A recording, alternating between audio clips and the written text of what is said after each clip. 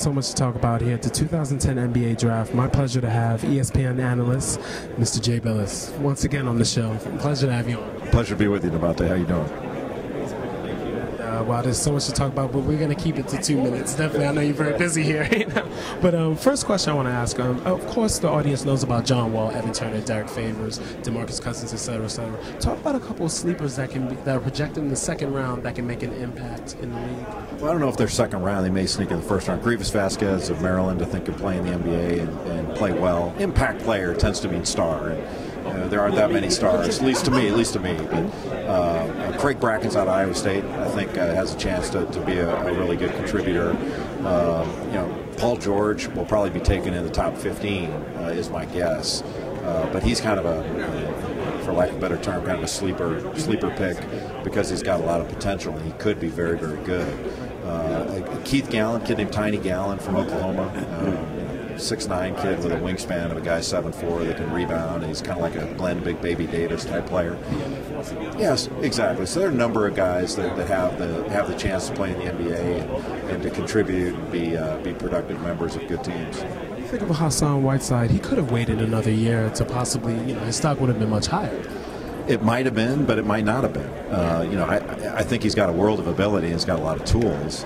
But asking these kids to wait now, the way things have gone, it's almost impossible.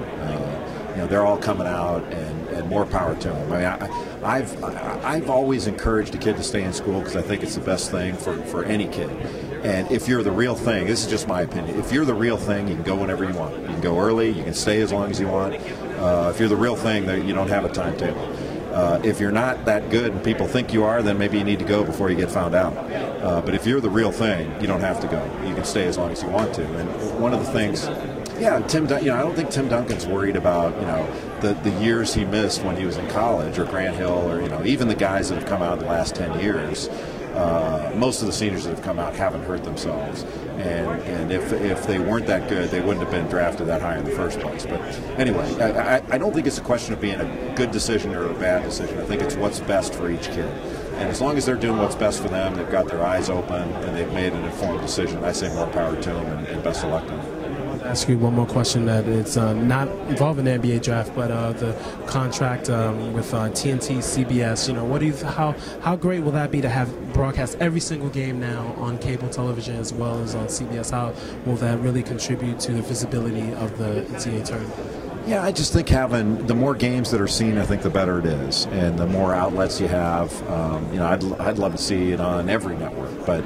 The NCAA tournament is a unique event in our culture, and I think it's the best sporting event on the planet. Because it's a 3-week event. Everybody's got a chance. It's completely fair. Football. Get down to the last 2 teams. The NFL playoffs is different. It comes down. Yeah, the BCS is crazy compared to what's so good about college basketball. But it's the purest event we've got. Is it perfect? No, but it's as close to perfect as we have. Real quick question. Did you almost have a heart attack when Gordon Hayward almost hit that shot against Duke? Because I know you're a Duke alumni. I'm just saying, but I don't care who wins or loses these games. It was a great game, and that shot did almost go in. What would have been interesting is if the shot did go in, about the debate over whether that free throw should have been missed.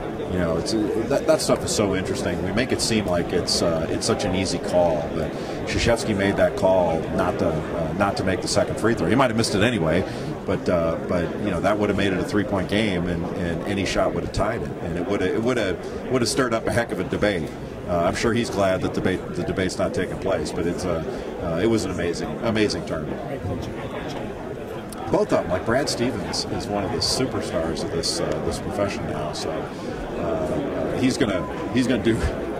You hesitate to say he's going to win one because you don't want to put that on anybody. But if anybody's going to do well in this business, it's Brad Stevens. He's really good. Butler was dominated by Georgetown in December. I covered that game. I was like, it's just amazing and how they were able to make adjustments to be able to advance so far. Definitely.